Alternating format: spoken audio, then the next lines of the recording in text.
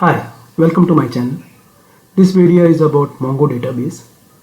Mongo database is a currently high trending database mainly because of being a document oriented database, and unlike conventional RDBMS, it's a high performing database providing a schema free structure.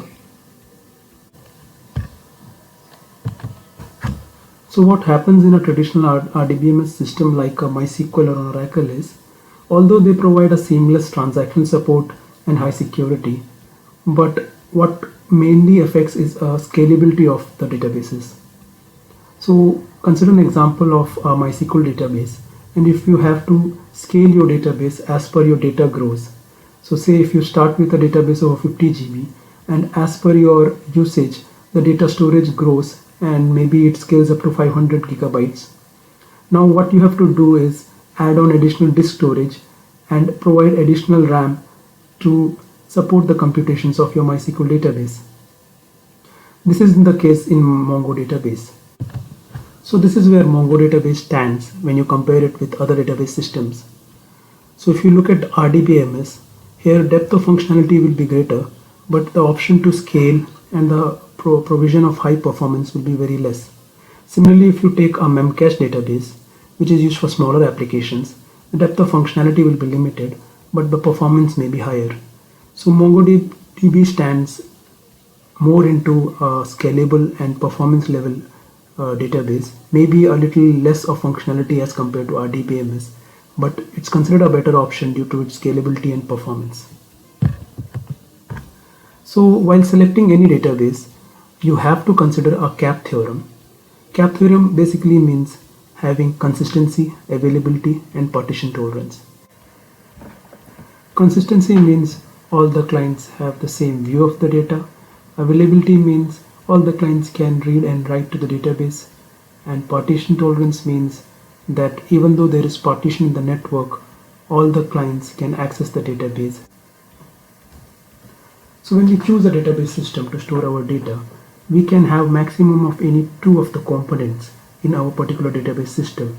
So there is no perfect database system. So it's difficult to find a database system which can have all the three components of consistency, availability, and partition tolerance. So in case of Mongo, it lies somewhere between having a consistent of data and having partition tolerance. As you can see that RDBMS systems like MySQL and Postgres lies between having consistency and availability.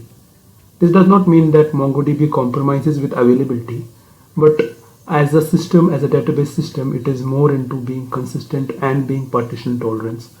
So when you choose the database, and if your requirement involves these parameters, then you should go for a MongoDB. Otherwise, you can go for an RDBMS. So in an RDBMS system like a MySQL or Oracle, it will be holding a set of databases, and it's same as in MongoDB also, it's termed as databases. And these databases in RDBMS will be having data in a set of tables. For MongoDB, the terminology is collection. So these tables will be containing data in the form of records or rows, or also known as tuples. So these records or rows in MongoDB is known as document. And each row will have a set of columns. In MongoDB, those are termed as field.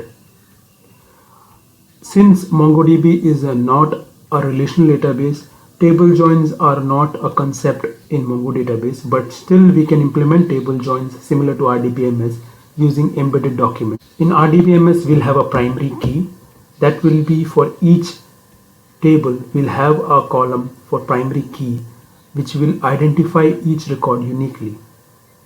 Similarly, in MongoDB, by default, there is a column is _ID, and it will be auto-populated.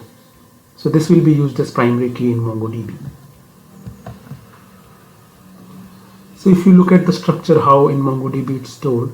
So when you run a database instance, the database will have a set of collections similar to tables in the RDBMS, and each collections will have multiple documents similar to rows in RDBMS. And as I told you, the columns are known as fields in the MongoDB. So let us now try to understand how the data is stored in MongoDB.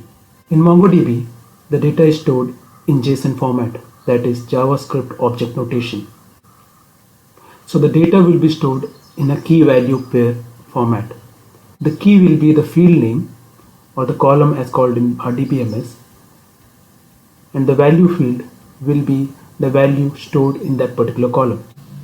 For example, if you consider this particular document, we have 3 fields or columns: name, age and status, and the values are stored in the key value format separated by comma. So this is how a document is stored in MongoDB, and this format is known as JSON. Now, although MongoDB uses JSON documents for data storage, internally the data is stored in BSON format. BSON is binary JSON. So if you consider, for example, a document having a field A with a value 1 and a field B with a string XYZ, the internal BSON representation for this document will look something like this.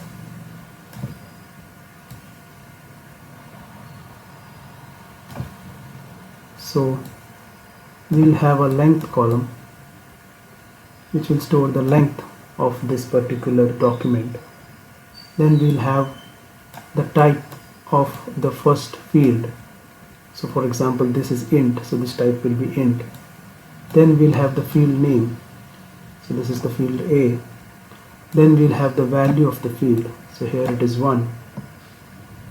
And we'll have some extra space for this particular field to grow. So when the data, for example, we increment the integer value, so this space is for that. Then next we'll have the second field, that is B. So in this case, since this particular field is a string, we'll have the next as a length of string. Then we'll have that particular value, string value, that is XYZ. And this will mark the end of document. So this is how a BSON representation looks like for this particular JSON document. So this was just a basic introduction about Mongo database. So Mongo database is a leading NoSQL database, and learning Mongo database technology will be helpful for budding database engineers and current learners, because that is the trend which the current companies are following for their application development. In the next set of videos, I'll try to cover installation, setup, CRUD operations, and other topics related to Mongo database. Thank you for watching my video.